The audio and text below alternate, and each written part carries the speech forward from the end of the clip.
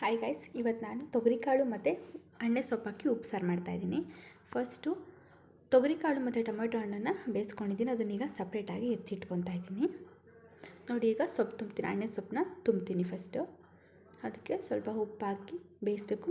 ಮುಚ್ಚಬಾರ್ದು. ಮುಚ್ಚಿದಾಗ ಹಾಗೇ ಬೇಯಿಸ್ಬೇಕು.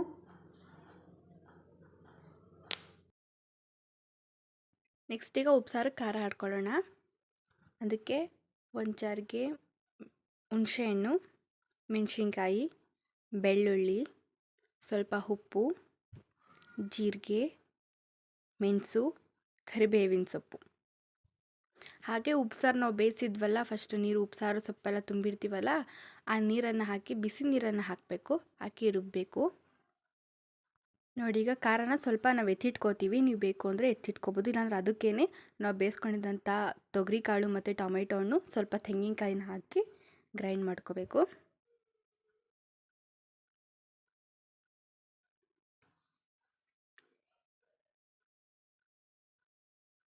ನೋಡಿ, ಈಗ ರುಬ್ಬಿದಾಗಿದೆ. ನೋಡಿ, ಈಗ ನೀರನ್ನು ಸಪ್ರೇಟ್ ಮಾಡಬೇಕು. ಸೊಪ್ಪು ಎಲ್ಲ ಬೇಯಿಸಿದ್ವಲ್ಲ, ಆ ನೀರು ಮತ್ತು ಸೊಪ್ಪನ್ನು ಸಪ್ರೇಟ್ ಮಾಡಬೇಕು. ನೋಡಿ, ನಾನು ಮಾಡಿದ್ದೀನಿ ನೀರನ್ನು. ಆ ನೀರಿಗೆ ಈಗ ರುಬ್ಬಿದಂಥ ಟೊಮೆಟೊ ಹಣ್ಣು, ತೆಂಗಿನಕಾಯಿ ಹಾಕಿ ಏನು ರುಬ್ಬಿದೋ ಆ ಮಿಶ್ರಣನ ಹಾಕಿ ಆ್ಯಡ್ ಮಾಡಿದ್ದೀನಿ. ನೆಕ್ಸ್ಟ್ ಈಗ ಸೊಪ್ಪು ಸಪ್ರೇಟ್ ಮಾಡಿರ್ತೀವಲ್ಲ, ಆ ಸೊಪ್ಪನ್ನು ಒಗ್ಗರಣೆ ಮಾಡೋದಕ್ಕೆ ಈರುಳ್ಳಿ, ಮೆಣಸಿನ್ಕಾಯಿ, ಕರಿಬೇವಿನ ಸೊಪ್ಪನ್ನ ಹಚ್ಚಿಟ್ಕೊಂಡಿದ್ದೀನಿ. ನೋಡಿ, ಈಗ ಒಗ್ಗರಣೆ ಮಾಡ್ತಾಯಿದ್ದೀನಿ. ನೋಡಿ, ಆಯಿತು.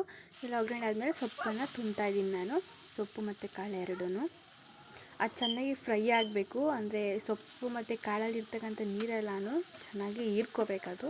ಆಮೇಲೆ ಸ್ವಲ್ಪ ತೆಂಗಿನಕಾಯಿನ ಹಾಕಿ ಚೆನ್ನಾಗಿ ಫ್ರೈ ಮಾಡಬೇಕು. ನೋಡಿ, ನಾನು ತೆಂಗಿನಕಾಯಿ ಹಾಕಿದ್ದೀನಿ. ಚೆನ್ನಾಗಿ ಫ್ರೈ ಮಾಡಬೇಕದು. ಚೆನ್ನಾಗಿ ಫ್ರೈ ಮಾಡಿದ್ರೆ ಸಖತ್ ಟೇಸ್ಟಿಯಾಗಿರೋ ತೊಗರಿಕಾಳು ಎಣ್ಣೆ ಸೊಪ್ಪಿನ ಉಪ್ಸಾರು ರೆಡಿ.